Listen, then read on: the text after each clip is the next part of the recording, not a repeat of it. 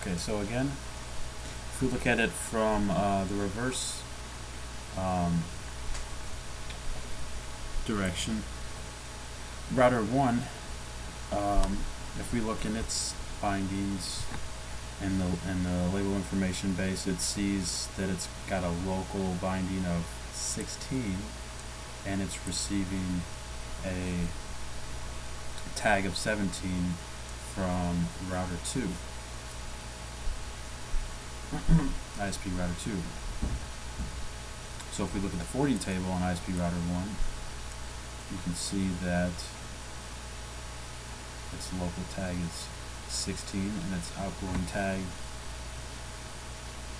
is 17, but the tag is receiving from router 2 for that prefix for the forward network. Now if we go to ISP router 2, look at the forward network, it's generating a local tag of 17 for that network. It's receiving a tag from the router 1 for with 16. Remember, we go back to router 1 and its local tag is 16 for this network. Of course, router 2 isn't going to use this tag of 16 to reach the prefix, the 4 network, because it's not behind the router, ISP router 1. It sees a tag given from router 3, a tag of 18 given from router 3, and it gives this route a tag of 17.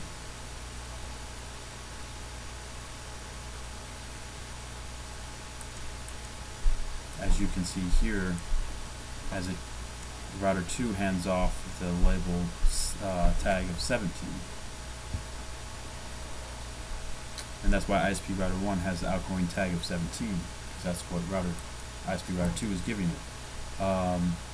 So if we look at the forwarding table on ISP router 2 for the 4 network, okay, it's given it a local tag of 17, which we saw here, local binding 17, and it's sending that prefix to router 1. However, it is choosing the tag of 18 to send it when it receives anything from the forward network. It's going to receive it, it's going to send it to 18.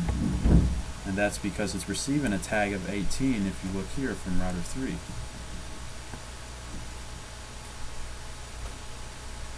Now if we go to router 3, okay, almost done with the MPLS here. This example, I know it's pretty confusing, but if we go to router 3 and we look, if we just look at this piece by piece, it makes it simpler. If we look at router 3, the binding for the 4 network, we're seeing it given a local tag of 18,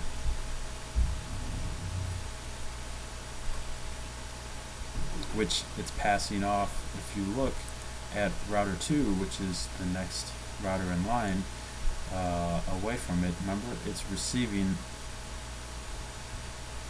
a tag of 18 for the 4 network from router 3, as you can see here. Now if we go to router 3, we look at it, that it's generating that tag of 18 for the 4 prefix, and it's sending it to router 2, okay?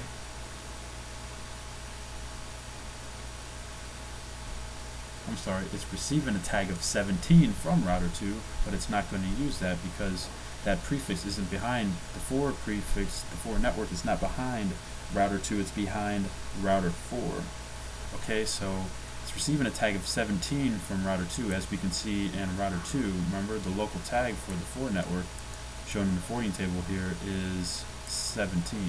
So it's passing that 17 label off to router 3. But router 3 isn't using that. If we do a show MPLS forwarding table, you can see that it is actually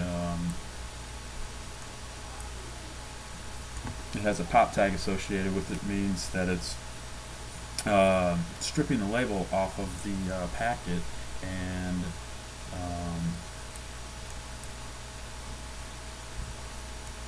sending it to ISP router 4, because if you remember, ISP router 4 is where that 4 network is located behind. So ISP router 4 is saying, hey, look, strip the label off of this packet before you give it to me. That way I don't have to do two lookups. I don't have to do a lookup on the label and then do a lookup in the routing table and send it out my loopback interface. Since it's directly connected, why don't you, router 3, pop the label for me, save the process. And that's called, again, PHP, penultimate hot popping. So router 3 performs the PHP on the 4 network, sends this packet unlabeled to router 4, and if we do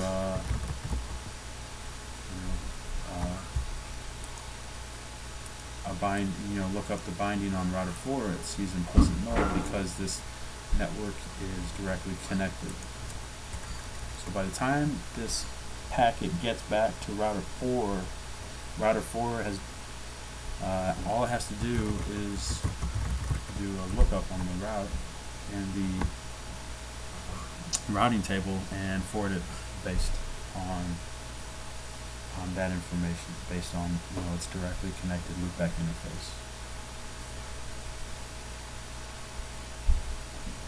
And that's it. That's how the label distribution works within our network here. So what we're going to do